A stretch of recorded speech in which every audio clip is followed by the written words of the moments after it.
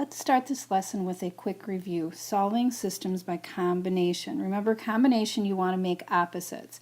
So I see these are opposite numbers, but they don't work nicely we'd have to multiply both of the numbers or both the equations to make opposites. Here though, this y is almost opposite of 2. All we have to do is multiply it by a -2. So I'm going to choose that one. So I'm going to multiply this whole equation by a -2. That gives me 4x minus 2y equals -6. And then we're going to do the combination part where we add them together to get 7x. The y's cancel because the coefficients are opposite. 41 minus 6 is 35. So divide both sides by 7, so x is 5. So I'm going to leave that over here because it isn't an application problem, so I know my answer is going to look like an ordered pair. I'm going to choose to put it in, it doesn't matter at this point, you could put it in the first equation or the second. Because this looks like a little bit less work, I'm going to choose that first equation. So -2 times 5 is -10 plus y equals 3. So add 10 to both sides. So I believe that y is going to be 13. So I always check my work. So -2 times 5 plus 13. So -10 plus 13 is 3. That checks out. And 15, because 5 times 3, so all I'm doing is taking this and plugging it back up here. 5 times 3 is 15, plus 2 times 13 is 26. And 15 plus 26 is 41. That checks out. So I know that 513 is my answer. So before we begin application problems, I want you just to think about when would you use combination and when would you use substitution. I like combination the best, but sometimes it's not the easiest to use. If one of the variables is easy to solve for, in other words, it has a coefficient other than 1, I tend to use substitution. I'll be doing both in this lesson, or at least I'll try to do both for those of you that like combination, those of you that like substitution. All right, this is where I would pause and write these things down, unless you can write fast while I'm going through it. So these are the steps that help me. First, I identify what I know, so I read the problem, what is given to me, and what do I need to find out.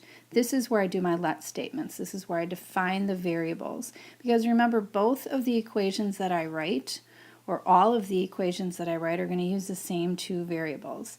After that, I take the written word and I translate it into my equations. So a system, in most cases, of 2 equations. Many times, one of the equations has to do with the amount, like the number of people or the number of miles or the number of kilograms, where the other has to do with the value. In many cases, that's the dollar amount, but not always. And because I'm not testing you on which method, graphing, substitute, or combination, you can use whatever method you want. In most cases with applications, you're going to use substitution or combination, not graphing. All right, so as we look at this next problem, I'm going to look at what I know and what I need to know. So Hannah and Emmy pulled their money. They're having a party. So what I know is that small balloons cost 75 cents each and large balloons cost $1.50 each. And I have a total cost here. I'm also told that there are 15 balloons total, and I need to find out how many small balloons and how many large balloons they bought. So what I need to know is my x and my y. So let x be the number of small balloons. So I'm going to let y be the number of large balloons.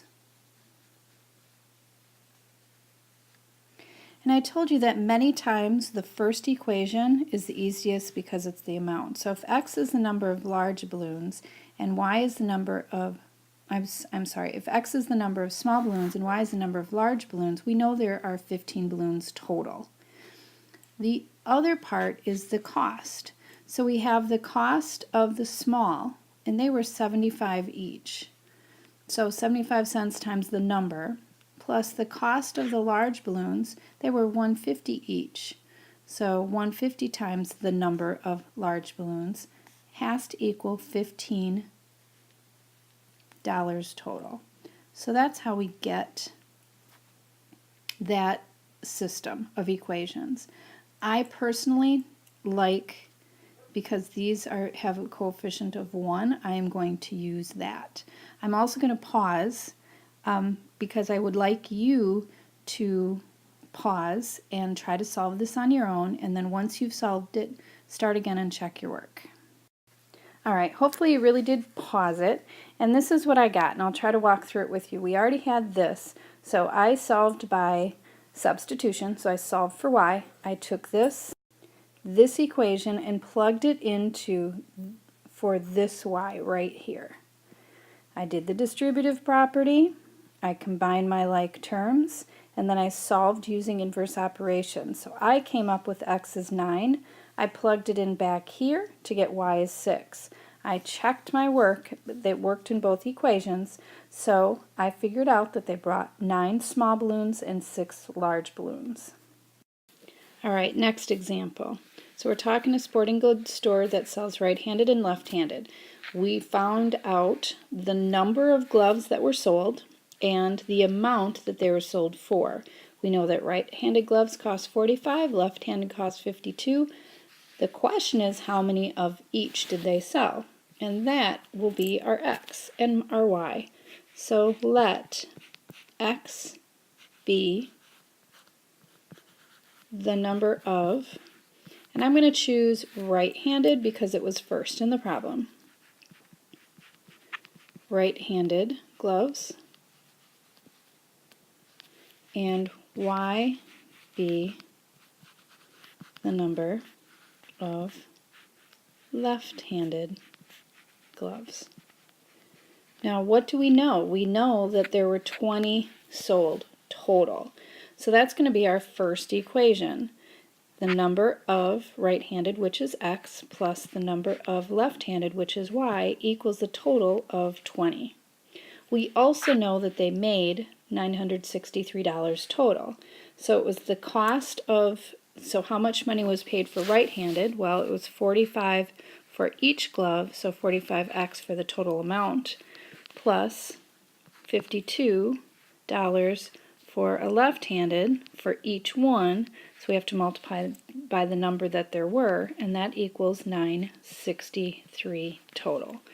So this is the system, and hopefully you know how to solve it. So again, I'm going to have you pause.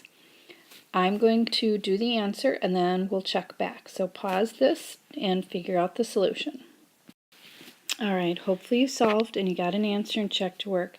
I again solved by substitution just because it was easy to solve for y and then plug it back in. So I solved for y, I took this expression and put it in for this y. Then I used the distributive property. Again, follow your work if you didn't get the same answer and see if you can find your mistake. Then I combined my like terms and I solved using order of operations. Then I plugged my 11 back in for the x in this equation and solved for y. And then I checked my work by plugging the x and the y into both equations. Both worked out, so I know that they sold 11 right-handed and 9 left-handed gloves.